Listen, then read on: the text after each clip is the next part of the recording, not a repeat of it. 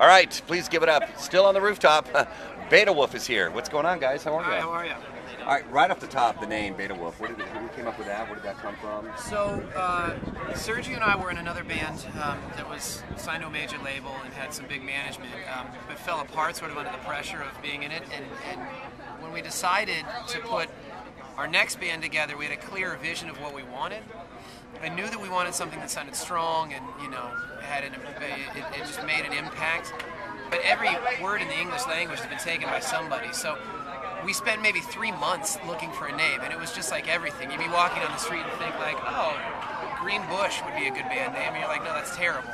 So someone mentioned BETAWOLF, and we looked it up, and the concept of what the BETAWOLF is really spoke to us, you know. In the wolf pack, in the wild, the alpha wolf is in charge, and the rest of the wolves underneath that, but there's a BETAWOLF, there's a second in command, and when the alpha wolf dies, the BETAWOLF has to take care of the rest of the wolves. Steps up, gets food, protects them. So for us, when this major label band fell apart and we started a new one, it just seemed like a perfect metaphor for what we were doing. So I guess you guys are definitely Team Jacob. Sorry. Get it, the Twilight reference. It's a joke. How did you guys all come together as a band? Sergio and I, when we decided to do it, we said, you know, let's build the band that we wanted to be in since we were 10 years old. Yeah, so we started going out to all the venues, all the shows, just watching different musicians and asking people around if they knew anybody. And eventually, we met a lot of different musicians in Los Angeles, and the goal was to find the best guys in the entire city. Yeah, not only musically, but just good dudes, you know. Right. Yeah, strong cohesion, you know. I mean, honestly, like, I play for a lot of bands, you know, and like that was probably the most rigorous audition process I've ever gone through. But it was worth it, you know. I showed like that there was a lot of care into, you know, making the right decision. But it's got to be, I mean, a lot of people say, okay, we're going to start this band, we're going to play some music, but then when it actually starts becoming real, you know, you're getting fans, you actually get doing shows and things like that.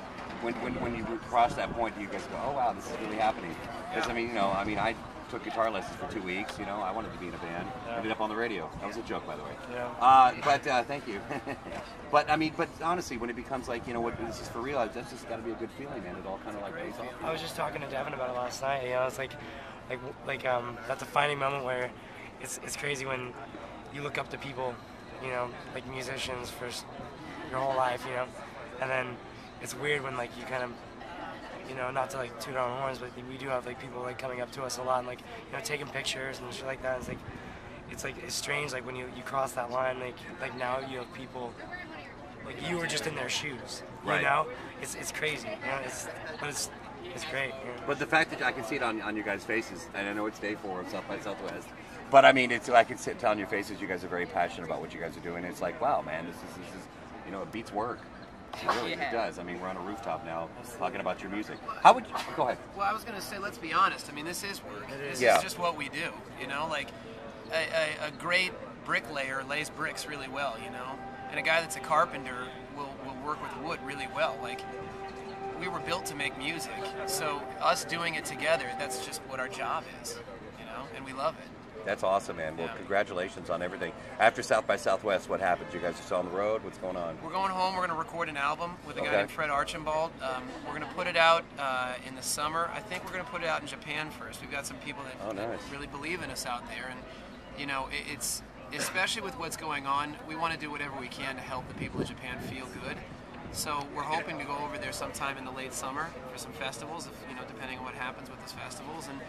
And then we'll find the right place to put it out here in the U.S. and do a bunch of touring. I love it. BETAWOLF is stopping by with us. We've got more from South by Southwest coming up. Guys, really nice to meet you all. Thank you.